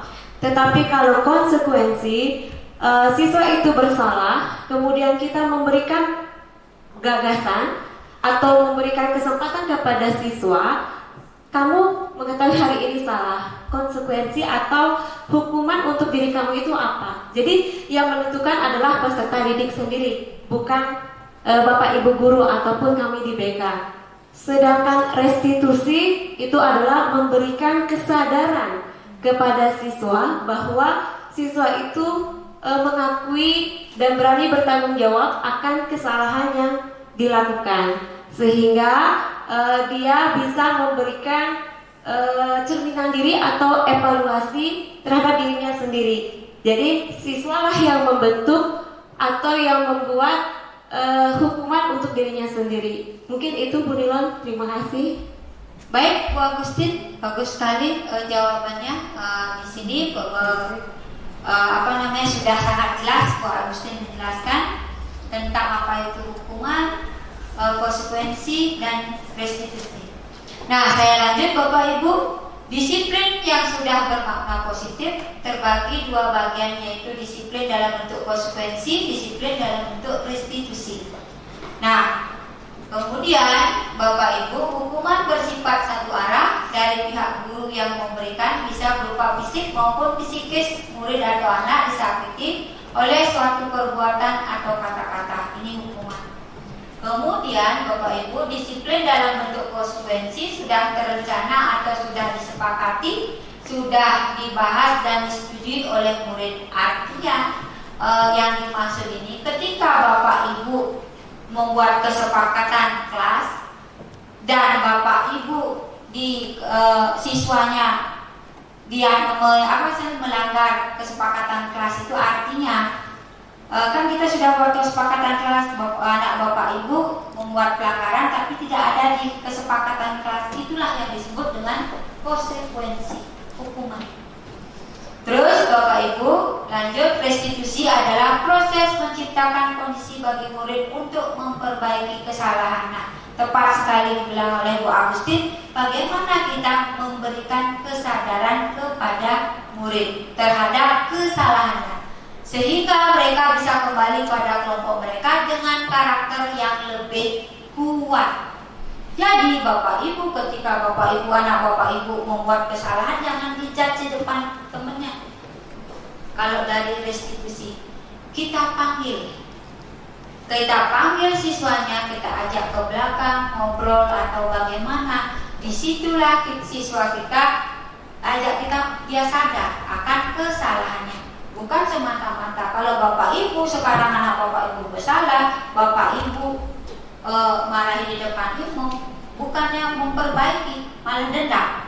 Contoh misalnya saya ngajak, kamu tidur aja ini. Biasanya kan kita begitu kan. Nah, Bapak Ibu sekarang perbaiki. Bukan seperti itu menangani kasus siswa yang muridnya tidur di kelas, tetapi bangunkan dia, tepuk dia. Minta tolong ini ke belakang dulu. Nanti kita setelah di belakang, kita ikuti ke belakang, kita ajak duduk berdua dulu ngobrol. Kenapa? Menanyakan latar belakang kenapa tertidur di kelas. Sama dengan Pak Ritane, ketika siswanya nggak masuk, udah kok saya masuk ini. Nah, tapi Pak Ritane datang ke rumahnya. Seperti itu Bapak Ibu. Nah, selama ini konsep kita mengajar itu salah ketika kita memberikan hukuman kepada murid langsung di depan siswa. Itulah yang membentuk karakternya tidak bagus, karena kita menghardik di depan. Kamu tidur aja ini, kamu tidak mendengarkan ini. Nah, apalagi misalnya bulan misalnya, jangan ribut ya. Tadi saya dimarahi oleh Bu Nilon, itu sudah membuat mereka merasa bersalah. Itulah Bapak Ibu. Nah, itu adalah yang salah dan kita harus perbaiki. Sama dengan sekarang Bapak Ibu, hukuman fisik itu tidak bagus Bapak Ibu. Ini Pak Ritane, belum apa-apa disuruh pusat, tidak boleh Bapak Ibu. Nah, ini kenapa di calon guru penggerak itu diberikan materi ini, supaya sekolah jangan semena-mena ngasih hukuman fisik, tetapi sekolah itu bagaimana caranya menyadarkan siswa tersebut mengerti kesalahannya. Itu tujuannya. Tujuan dari budaya positif ini adalah tidak langsung menghukum, tapi menyadarkan siswa tentang kesalahannya. Itu tadi Bapak Ibu saya aja setelah tahu ini materi ini baru tahu ternyata saya salah selama ini. Ketika murid saya lain-lain, saya langsung negur, Bu Yulia gini. Salah. Ternyata kita tidak boleh menegur supaya siswa itu tidak down di teman-temannya. Itu tujuannya Bapak Ibu. Nah, kenapa seperti itu? Karena kita akan menuntut, melayani siswa. Kalau kita terus menghardik siswa, nanti karakter siswanya jadi pendendam, tidak bagus, sikapnya ini. Saya contoh ya, contoh nih satu ya. Nih kasus nih di DKP 2. Anaknya buahnya Bu Ariani. Ketika saya keras lagi menghardik dia karena dia lapar. Tetapi ketika saya mendekati dia dengan berdua, dengan ini ngomong dari hati ke hati, berubah anak itu. Bahkan sekarang hormat sekali sama saya. Nah, itu ternyata apa yang saya lakukan dengan yang saya hubungkan dengan materi ini ternyata benar.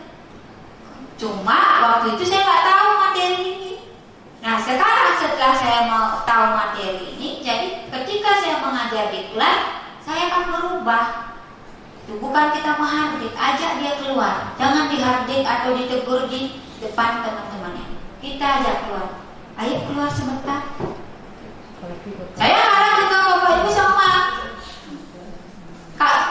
Kalau mungkin dulu pembelajaran kita kan seperti itu. Gitu. Belum apa-apa, apalagi diumum. Woi, undang pendidikan anak SMK lagi, anak demen mata pelajaran umum. Undang di tengah kelas. Nah itu yang menyebabkan kadang siswa itu menjadi pendendam dan karakternya tidak bagus. Nah, mohon Bapak Ibu perbaiki. Nah inilah kenapa saya ditugaskan untuk diseminasi budaya positif apa yang saya dapatkan di calon guru penggerak. Ya Bu. Ya silakan Bulan. Kadang kejadian itu di kelas mungkin tidak.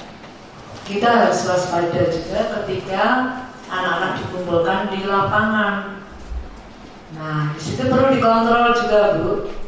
Nih bosnya. Terima kasih. Nah, sekarang di lapangan itu Bapak Ibu jangan langsung push up, dadakan kelas push up.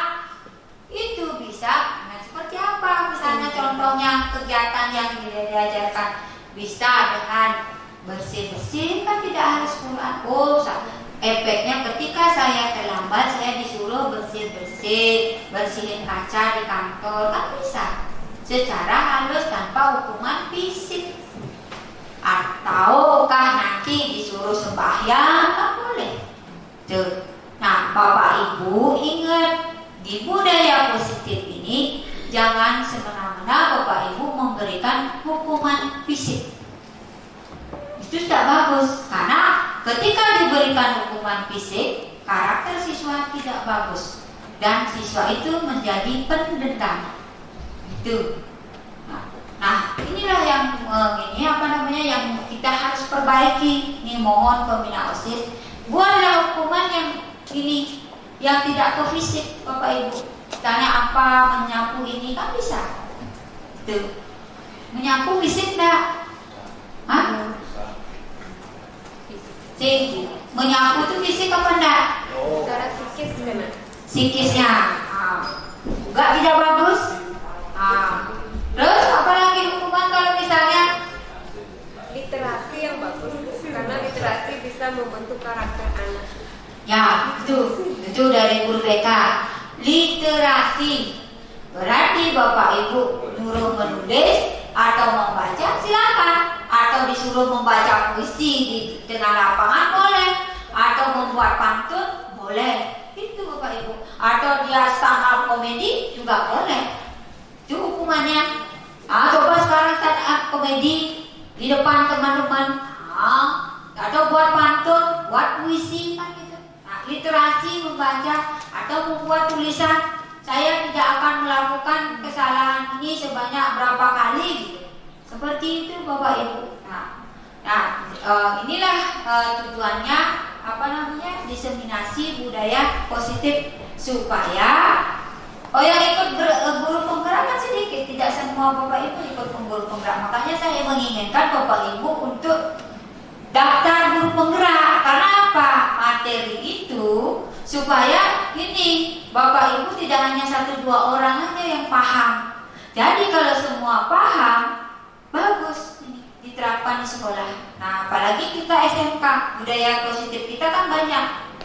Ada budaya kerja, ada 5S, apalagi apel pagi, ada PLH, itu budaya positif loh Bapak Ibu, yang kita punya di lembaga ini.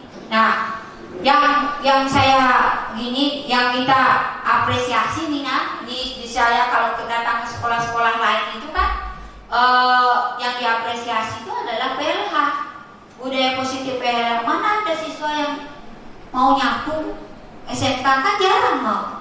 Nah kita di sini siswa kita sudah nyapu, ngepel, itu udah budaya positif. Nah coba sekolah-sekolah lain mencontoh dari sekolah kita bagaimana melaksanakan kegiatan PLH, karena kita tidak punya cleaning service. Coba kalau ini dicarikan cleaning service, berapa Pak Arji bayar?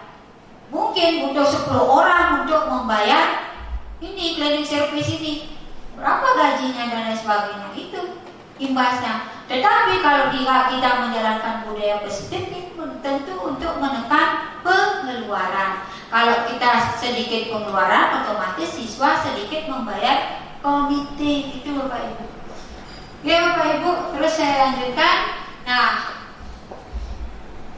di sini apa yang disebut dengan contoh-contoh peraturan keyakinan kelas. Kalau peraturan itu adalah selalu kembalikan buku ke tempatnya. Kalau keyakinan kelasnya tanggung jawab. Ini salah satu bentuk contoh peraturan dan keyakinan kelas. Kemudian Bapak Ibu, tindakan guru. Bapak Ibu coba ini jawab nih Bapak Ibu, mencatat apakah disebut dengan hukuman, konsekuensi. Itu contohnya. Terus yang nomor 2, kalau 1 itu mencatat 100 kali di dalam buku kalimat saya tidak akan terlambat lagi karena terlambat ke sekolah. Itu merupakan salah satu hukuman fisik apa psikis apa gimana? Psikis. Silakan yang nomor 2.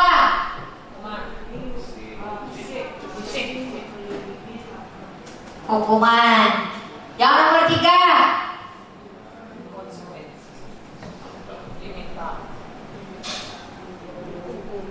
Hukuman juga Bapak Ibu. Yang nomor 4. Konsekuensi. Konsekuensi itu adalah menggantikan kertas tugas teman yang telah dicoret. Coret itu konsekuensi, bukan hukuman. Terus lanjut. Konsekuensi juga. Terus hukuman. Terus terakhir konsekuensi Bapak Ibu. Nah, di sini lari mengelilingi lapangan basket 2 kali karena terlambat 10 menit untuk pelajaran PJOK. Karena Paritaknya sudah membuat kesepakatan kelas. Jadi terlambat siswanya, jadi disebut dengan hukuman. Konsekuensi. Siswa itu kan sudah punya kesepakatan kelas, terlambat 10 menit, itu disebut dengan konsekuensi, bukan hukuman. Oke Bapak Ibu, saya lanjut.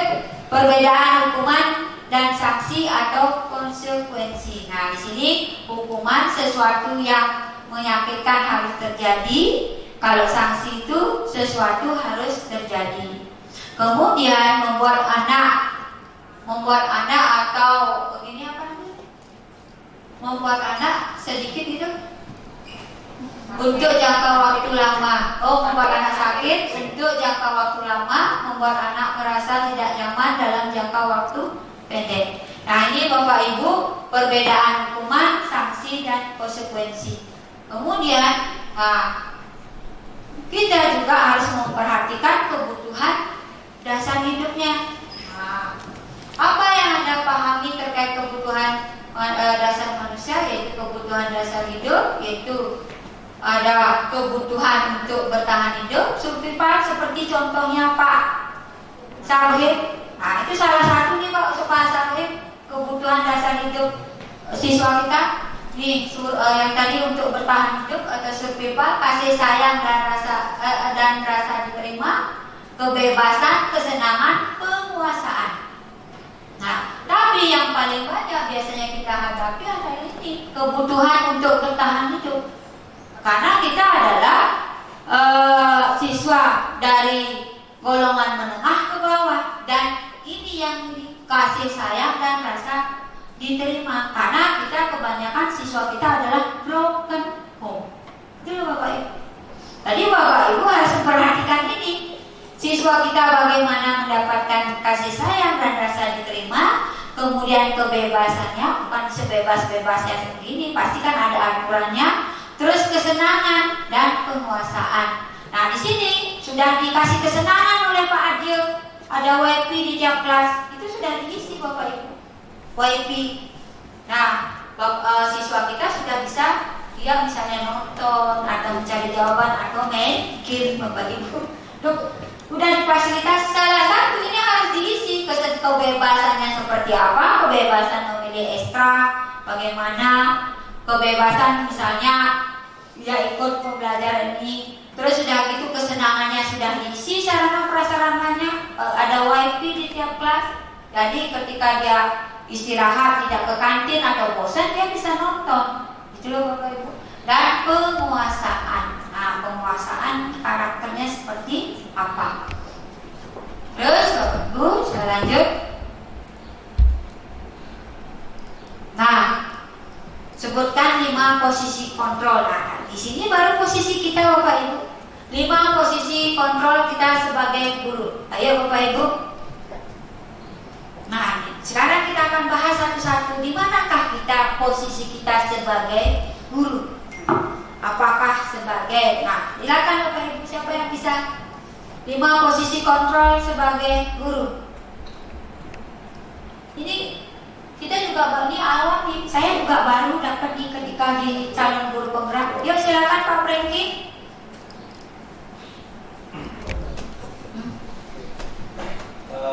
Baik, terima kasih. Kalau dilihat dari pertanyaannya, yaitu ada 5 posisi kontrol kita sebagai seorang guru. Yang pertama mungkin sebagai fasilitator, yang kedua sebagai controller, yang ketiga sebagai teman, yang keempat sebagai pendidik, dan yang kelima sebagai orang tua. Itu Bu, terima kasih. Sebagai apa? Fasilitator, sebagai controller, sebagai teman, sebagai pendidik, dan sebagai orang tua. Ada yang bisa lain lagi? Yuk, 5 posisi kontrol kita sebagai guru. Nah, nanti dari kelima posisi kontrol ini tujuan yang kita tuju itu apa? Gitu loh Bapak Ibu. Ya, saya lanjut aja. 5 posisi kontrolnya itu ada, pertama itu adalah penghukum, kedua pembuat orang rasa bersalah, ketiga sebagai teman, sebagai pemantau, dan sebagai manajer. Gitu. Nanti Bapak Ibu, dari kelima posisi kontrol ini, yang mana kira-kira tujuan akhir Bapak Ibu? Tujuan akhir nih, dari sebagai penghukum, pembuat orang merasa bersalah, sebagai teman, sebagai pemantau, sebagai manajer. Tujuan akhirnya mana? Tujuan akhirnya sebagai manajer. Tujuan akhir Bapak Ibu, bagaimana Bapak Bapak Ibu sebagai manajer atau sebagai kepala sekolah. Semua punya tujuan akhir itu sebagai manajer. Nah, bagaimana sebagai manajer itu mengayomi, memberikan penguatan, motivasi dan lain sebagainya, itu Bapak Ibu. Nah, Bapak Ibu sebagai penghukum seperti tadi Bapak Ibu, menghardik, menunjuk, menyakiti, menyindir, itu sebagai penghukum. Kalau Bapak Ibu menegur, menghardik, itu sudah sebagai penghukum. Ketika Bapak Ibu misalnya membuat rasa bersalah, nih berceramah menunjukkan kekecewaan mendalam. Contoh, Bulan, jangan ribut ya anak-anak ya. Tadi saya Bu Nilo lewat depan kelas saya, anak-anak ribut, saya keluar sebentar.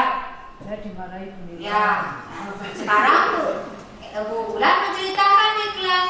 Jadi siswanya itu seperti merasa bersalah gara-gara dia ribut, Bulan dimarahi oleh Bu Nilo. Jangan seperti itu, memberikan rasa bersalah kepada siswa. Padahal itu adalah kesalahan kita sendiri. Itu Bapak Ibu. Si Nadi itu Jani. Nih. Terus kedua, Bapak Ibu sebagai teman. Di sini membuatkan alasan-alasan untuk murid-muridnya. Di posisi ini juga Bapak Ibu tidak bagus sebagai teman. Karena apa? Muridnya ketergantungan dengan Bapak Ibu. Bapak Ibu juga agak risih untuk menegur apa dan sebagainya. Jangan memposisikan diri sebagai teman. Nah, posisikan dirilah Bapak Ibu sebagai pemantau. Artinya Bapak Ibu bisa menghitung dan mengukur, menghitung bagaimana nanti sikap anak saya akan mengukurnya dan lain sebagainya. Itu Bapak Ibu. Nah, tujuan akhirnya adalah sebagai manajer, menguatkan pertanyaan-pertanyaan. Kita sebagai guru, bagaimana memposisikan kita sebagai pemantau dan manajer. Nah, minimal Bapak Ibu sebagai pemantau, bukan sebagai teman, bukan sebagai pembuat rasa bersalah, bukan sebagai penghukum. Pemantau Bapak Ibu, posisinya di sini. Tujuan akhir Bapak Ibu setelah jadi pemantau, baru Bapak Ibu sebagai manajer. Itulah Bapak Ibu. Oke, saya lanjut karena sudah waktu. Nah, ini penghukumnya, Bapak Ibu contohnya terlambat lagi, pasti terlambat lagi, selalu datang terlambat. Kapan bisa datang tepat waktu? Ini Pak Rutana ini biasanya. Terus tanyakan kepada diri Anda, bagaimana perasaan murid bila guru berbicara seperti itu pada saat murid yang datang terlambat? Kamu terlambat, Mak Ibi terlambat, Jani terlambat, Puan terlambat. Nah, kalau Bapak Ibu dibalikkan posisinya, bagaimana perasaan Bapak Ibu dibegitukan? Seperti itu Bapak Ibu. Terus akibatnya kemungkinan murid marah, mendendam dan bersifat agresif. Terus bisa jadi sesudah kembali duduk, murid tersebut akan mencoret-coret bukunya atau meja tulisnya. Lebih buruk lagi, sepulang sekolah murid melihat motor atau mobil Bapak Ibu guru akan menggores kendaraan tersebut dengan paku. Siapa yang pernah mengalami ini? Zaman dulu Bu. Ya, zaman dulu sering dikempeskan ban gurunya. Karena itu, karena pola kita yang salah. Nah, itulah Bapak Ibu. Terus membuat orang lain merasa bersalah. Contohnya, nih Bapak Ibu, adik kamu ini bagaimana ya? Kamu sudah berjanji dengan ibu tidak akan terlambat lagi. Kenapa ya? Senang sekali mengecewakan ibu. Ibu benar-benar kecewa sekali. Ini Bulan nih. Terus, setelah itu muridnya ini, murid akan merasa bersalah telah mengecewakan ibu atau gurunya. Itu loh Bapak Ibu. Jadi Bapak Ibu seperti Bulan jangan jujur. Jangan ini gitu. Terus Bapak Ibu sebagai teman. Nah, sebagai teman ini contohnya. Adi, ayolah bagaimana sih kamu kemarin kamu sudah ini Bapak Ibu gini. Kalau posisi seperti ini, Bapak Ibu muridnya ketergantungan. Murid akan merasa senang dan akrab dengan guru, termasuk dampak yang positif. Hanya saja di sini negatif, murid menjadi tergantung kepada gurunya. Kalau sebagai teman, contoh dah, muridnya Bu Endah, murid-murid dengan Bu Endah dulu, belum ini, dia tidak punya inovasi. Bu Endah mana aku bilang gini. Terus ada Pak Gusti Dharma, kalau saya ada Pak Gusti Dharma, ajak ke Pak Ritana, saya mau jalan upacara. Karena ketergantungan, karena posisinya sebagai teman. Itu gede-gede ini seharusnya kan itu sudah posisi itu kan sudah tahu. Oh ini sebagai ini gimana upacaranya. Kalau tidak ada Pak Ritana tidak jalan. Karena apa? Memposisikan sebagai teman. Kalau diberikan kepercayaan pasti jalan. Itu loh Bapak Ibu. Terus sudah itu sebagai pemantau. Nah, di sini ada percakapan Bapak Ibu, silakan dibaca, yaitu antara guru dan Adi. Adi tahu Pak kamu jam berapa kita mau mulai? Adi tahu Pak, kamu terlambat 15 menit. Mengerti apa yang harus dilakukan dan terlambat? Paham Pak, saya harus tinggal kelas pada jam istirahat nanti dan mengerjakan tugas ketertinggalan saya. Ya benar, nanti pada saat jam istirahat kamu harus sudah di kelas untuk menyelesaikan tugas yang tertinggal tadi. Nah, kalau sebagai pemantau kita enak. Ketika siswa kita terlambat datang atau kita bisa menyuruh untuk membuat tugas-tugasnya dan lain sebagainya. Itu Bapak Ibu di sini posisinya sebagai pemantau. Akibatnya murid memahami sanksi yang harus dijalankan karena telah melanggar salah satu peraturan sekolah atau melanggar kesepakatan kelas. Kalau misalnya kesepakatan kelas atau peraturan sekolah dilanggar, jadi murid itu menerima sanksi. Ada hukuman gitu. Jadi kita memposisikan diri kita adalah sebagai pemantau. Nah, sebagai manajer. Nah, di sini ada suara dulu, saya silakan. Nah, di sini Bapak Ibu sebagai manajer, jika kasusnya Adi dan Pak gurunya pada posisi manajer, maka suara guru sebaiknya tulus. Terus tidak perlu marah, tidak perlu meninggikan suara, apalagi menunjuk-nunjuk jari ke murid berkaca pinggang. Itu Bapak Ibu. Kita kadang-kadang gini sama murid. Nah, diharapkan ketika nanti Bapak Ibu sebagai manajer, Bapak Ibu berperilaku seperti ini terhadap murid. Nah, bila guru mengambil posisi sebagai pemantau, guru akan melihat apa sanksinya, apa peraturannya. Namun pada posisi manajer, guru akan mengembalikan tanggung jawab pada murid untuk mencari jalan keluar. Di posisi manajer Bapak Ibu, ketika murid Bapak Ibu misalnya tidur di kelas, Bapak Ibu tepuk, ajak keluar, cuci muka, di situ ngobrol. Kalau posisi manajer bukan menghadik, bukan ini. Oh, bukan ini kesalahannya ulang, bukan. Tapi bagaimana dia itu supaya seperti Pak Sarohim berterus terang. Nah, Pak Sarohim di sini sudah memposisikannya sebagai manajer, Pak. Artinya siswa Bapak sudah bisa berterus terang terhadap keadaannya dan Pak Sarohim sudah bisa mencarikan solusi dari permasalahan siswa Pak Sarohim. Oke Pak, itu luar biasa Pak Sarohim. Di sinilah posisi Pak Sarohim sebagai manajer. Terus, nah ini adalah segitiga distribusi, Bapak Ibu. Nah segitiga distribusi itu ada juga itu adalah menstabilkan identitas. Nah pertanyaannya itu Bapak Ibu contohnya bisa menstabilkan. Setiap orang pasti pernah melakukan kesalahan. Kamu bukan satu-satunya yang pernah melakukan ini. Itu salah satu.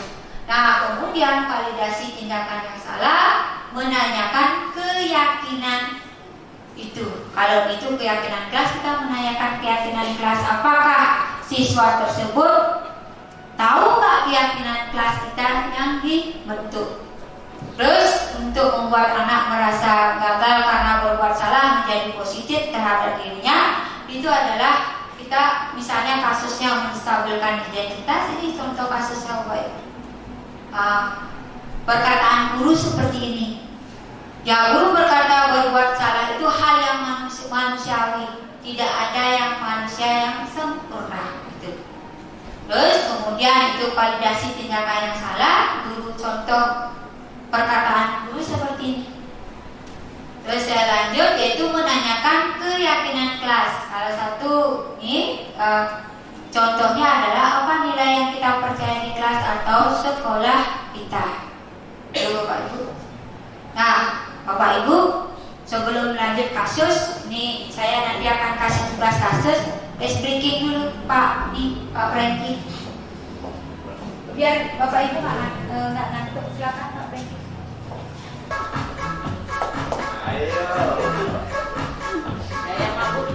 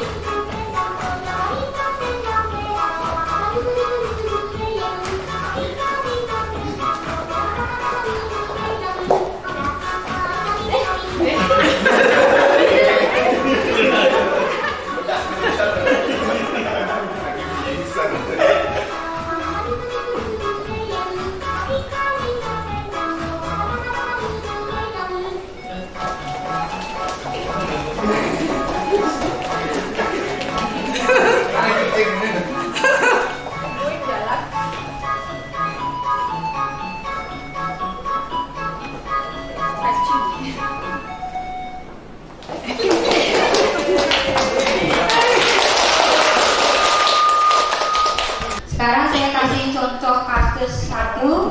Nanti Bapak Ibu analisis. Nanti siapa yang bisa presentasikan dari kasus tersebut. Nah, tadi kan sudah saya paparkan posisi kontrol, terus sudah gitu segitiga restitusi.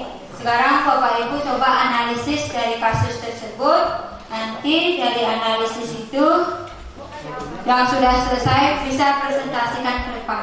Oke Bapak Ibu.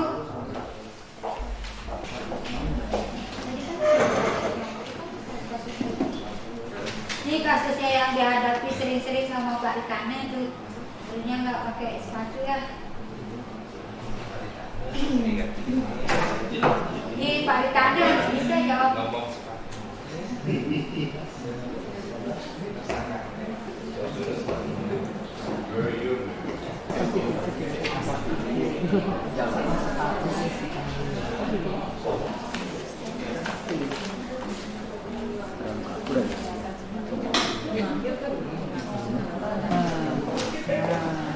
Ayo Bu Mira sama Pak Gusti.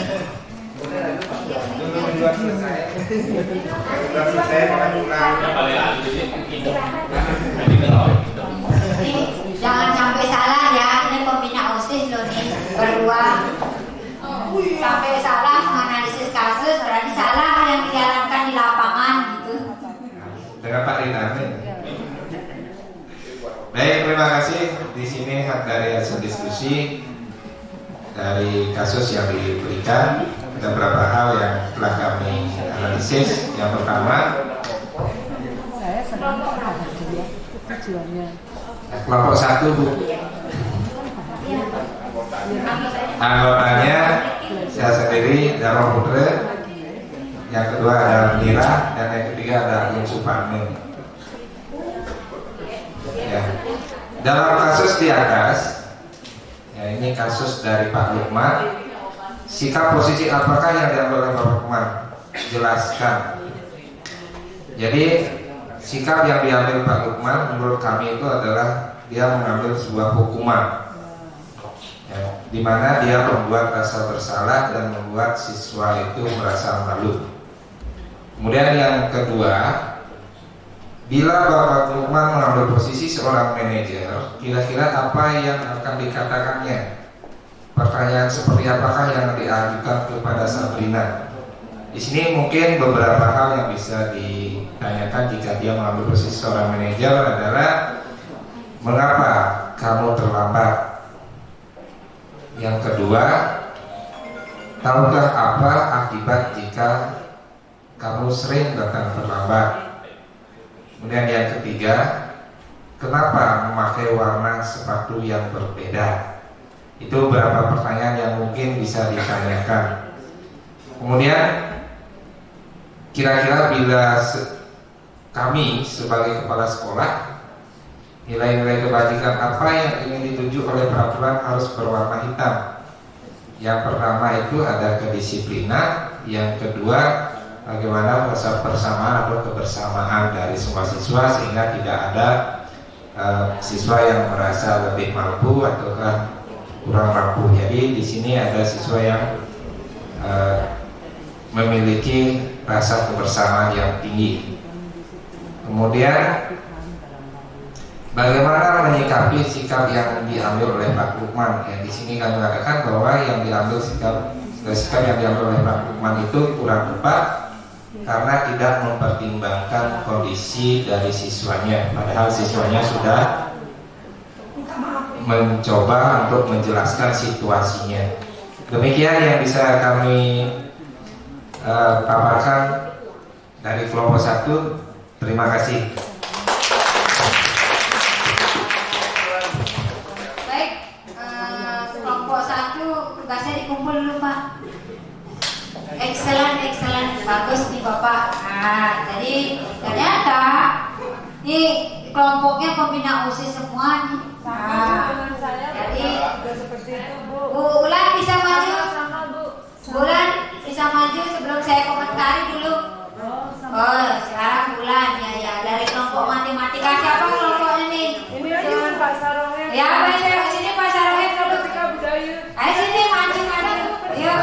Mohon maju kelompok 5, Pak Sarohe Budayu. Mari Pak. Satu lagi Ibu Wilantari kelompok kami. Silakan di sini. Ya kelompok 5. Mari Bu Wilan. Kok kelompoknya cetar-cetar sekali ya? Ya. Mari Bu Wilantari. Jegek ganti kelompoknya. Ya. Pak Sarohe ganteng sekali Pak.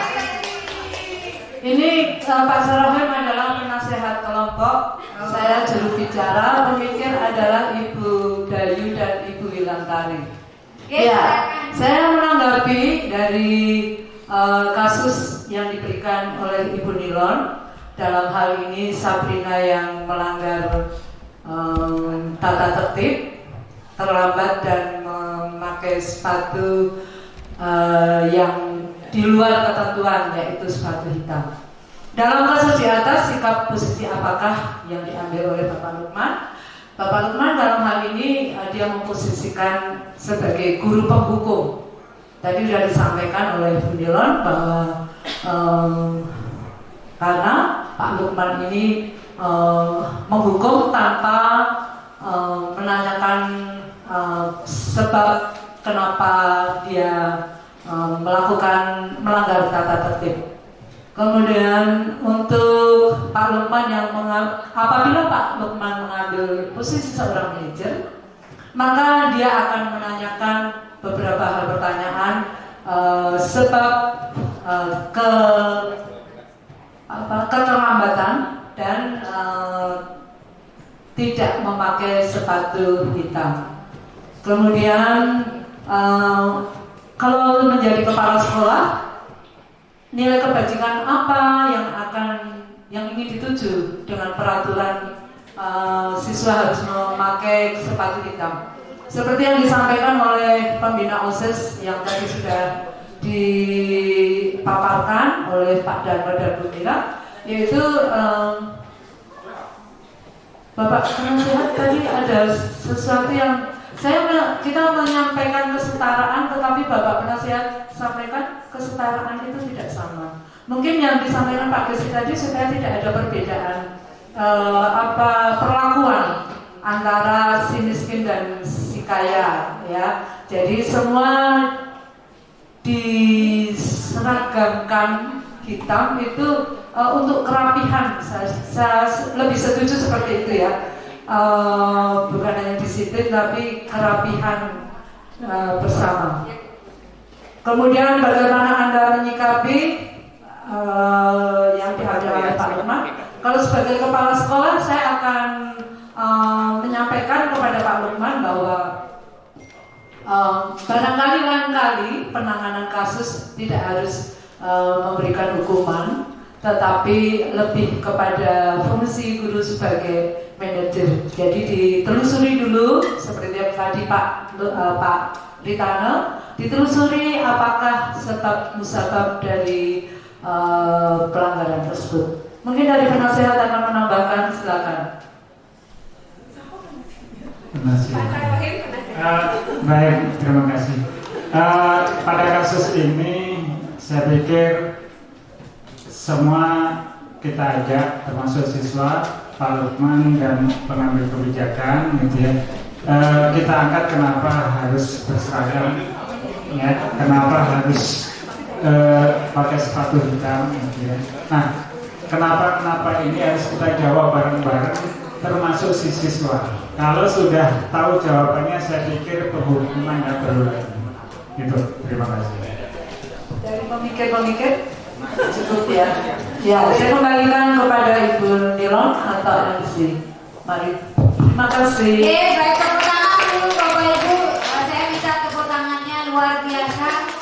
Bapak Ibu sudah bisa menganalisis kasus yang tadi saya suruh Bapak Ibu analisis kasus salah satu kasus yaitu tentang Sabrina. Bapak Ibu, dari analisis Bapak Ibu tadi semuanya bagus.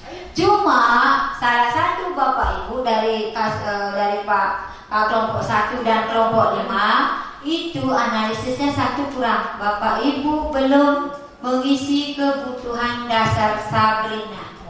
Ya. Ingat Bapak Ibu, ketika Bapak Ibu siswanya ada masalah, yang paling ditekankan apa sih kebutuhan dasar hidup siswa Bapak Ibu, itu dulu ditekankan. Nah, dari kasus itu Bapak Ibu, kebutuhan dasar Sabrina itu bisa lihat dari yang pertama, kekurangan kasih sayang dan rasa diterima. Rasa cinta kasih kurang. Yang kedua, kebutuhan dasar hidupnya itu kita bisa lihat penguasaan.